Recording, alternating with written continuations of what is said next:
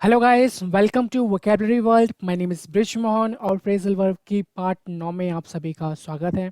अगर आपने 1 से लेकर पार्ट 8 तक नहीं देखे हैं तो आप चैनल की प्लेलिस्ट में जाके उन सभी पार्टों को एक एक करके देख सकते हैं। पार्ट 9 में हम be cut up, be fed up, be in on, be not on, be not under के बारे में सीखेंगे। तो चलिए गाइस, बिना किसी देरी के वीडियो को शुरू करते हैं। पर उससे पहले आप सभी से एक रिक्वेस्ट है, अगर अभी तक आपने चैनल को सब्सक्राइब नहीं किया है तो चैनल को सब्सक्राइब करें, साथ ही साथ घंटी के बेल आइकन को भी दबाएं ताकि मेरी आने वाली हर वीडियो का नोटिफिकेशन आपको सबसे पहले मिल सके। तो चलिए दोस्तों, बिना किसी देरी के वीडियो को शुरू करते हैं। तो हमारा आज का पहला जो फ्रेजल वर्ब है वो है बी कटअप। बी कटअप का जो मतलब होता है इंग्लिश में वो होता है टू बी अपसेट, यानी कि दुखी या फिर उदास हो जाना। तो चलिए एग्जाम्पल लेते हैं। जैसे तुम मुझसे उदास क्यों हो, तो इसे हम इंग्लिश में कहेंगे why are you cut up with me, why are you cut up with me. एक और एग्जाम्पल लेते हैं। जैसे वह बहुत ज़्यादा उदास थी जब उसकी सैलरी रोक दी गई थी, यानी कि जब उसकी सैलरी रोक दी तो वो बहुत ज़्यादा उदास थी। तो इसे हम इंग्लिश में कहेंगे when she was so much cut up when her salary was put on hold। Hold का मतलब होता है रोक देना, यानी कि she was so much cut up when her salary was put on hold, जब उसकी सैलरी रोक दी थी तो वो बहुत ज़्यादा उदास थी। तो चलिए सेकेंड फ्रेजल वर्ब की ओर बढ़ते हैं, जो कि है बी फेड अप।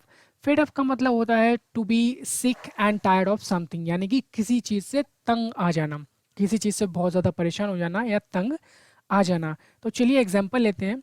जैसे मैं तुम्हारे बुरे बर्ताव से तंग आ गया हूँ, तो इसे हम इंग्लिश में बोलेंगे I am fed up of your bad behaviour. I am fed up of your bad behaviour. चलिए एक और एग्जांपल लेते हैं। जैसे मैं इस मशीन से तंग आ गया हूँ, क्योंकि वो मशीन काम नहीं करती ठीक से, बेकार है, तो मैं इस मशीन से तंग आ गया हूँ। तो इसे हम इंग्लिश में कहेंगे I am fed up with this machine, I am fed up with this machine. तो चलिए थर्ड फ्रेजल वर्ब की ओर बढ़ते हैं, जो कि है be in on. Be in on का मतलब होता है to be involve in something, यानी कि किसी चीज़ में शामिल होना, किसी चीज़ में इन्वॉल्व होना। तो चलिए एग्जांपल ले लेते हैं इसके लिए।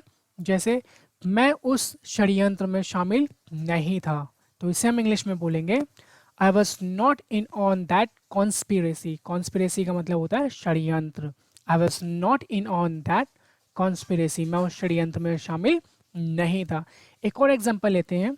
जैसे राहुल उस घटना में शामिल था, यानी कि जो घटना घटी उसमें राहुल शामिल था, तो इसे हम इंग्लिश में कहेंगे Rahul was in on that incident. Rahul was in on that incident, यानी कि उस इंसिडेंट में राहुल शामिल था। तो चलिए हमारे चौथे फ्रेजल वर्ब की ओर बढ़ते हैं, जो कि है be not on. Be not on का मतलब होता है अनएक्सेप्टेबल, मतलब कि अनटॉलरेबल, हम जिसे टॉलरेट नहीं कर सकते, जिसको हम एक्सेप्ट नहीं कर सकते।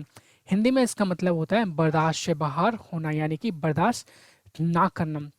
तो इसे हम इंग्लिश में बोलेंगे जिस तरीके से वह बर्ताव करती है वह बर्दाश्त से बाहर है, तो इसे हम इंग्लिश में कहेंगे the way she is behaving is not on. The way she is behaving is not on, जिस तरीके से वह बर्ताव कर रही है वह बर्दाश्त से बाहर है। The way she is behaving is not on. एक और एग्जांपल लेते हैं। जैसे तुम्हारा लोगों से डील करने का तरीका बर्दाश्त से बाहर है, यानी कि जिस तरीके से तुम लोगों से डील करते हो वो एक्सेप्टेबल नहीं है, वो अनएक्सेप्टेबल है। तो इसे हम इंग्लिश में कहेंगे your way of dealing with people is not on. Your way of dealing with people is not on. तो चलिए हमारे पांचवें और आखिरी फ्रेजल वर्ब की ओर बढ़ते हैं, जो कि है be is not under. Be is not under. Be is not under का मतलब होता है to have lots of work, यानी कि बहुत सारा काम होना आपके पास करने के लिए। तो हम इसे चलिए एग्जाम्पल ले लेते हैं इसके लिए और एग्जाम्पल की मदद से सीखते हैं कि हम किस तरीके से इस नॉट अंडर फ्रेजल वर्ब का प्रयोग कर सकते हैं। जैसे मेरे पास अभी बहुत सारा काम है क्योंकि ये महीने का आखिरी दिन है, तो इसे हम इंग्लिश में बोलेंगे I am completely not under at work because it is the end of the month। because it is the end of the month। एक और एग्जांपल लेते हैं। जैसे मेरी पिछली कंपनी में मुझ पर बहुत सारा काम था, यानी कि जो मेरी पिछली वाली कंपनी है वहाँ पे मेरे पास बहुत सारा काम था, तो हम इसे इंग्लिश में बनाएंगे in my previous company I always use to be used to be snot under at work. In my previous company, I always used to be snot under at work. यानी कि मेरी जो पिछली कंपनी है वहाँ पे मेरे पास हमेशा बहुत सारा काम होता था। चलिए दोस्तों, इसी के साथ वीडियो को समाप्त करते हैं। अगर आपको वीडियो पसंद आई हो तो वीडियो को लाइक कीजिएगा, चैनल को सब्सक्राइब कीजिएगा, साथ ही साथ घंटी के बेल आइकन को भी ज़रूर दबाइएगा। Thank you very much guys for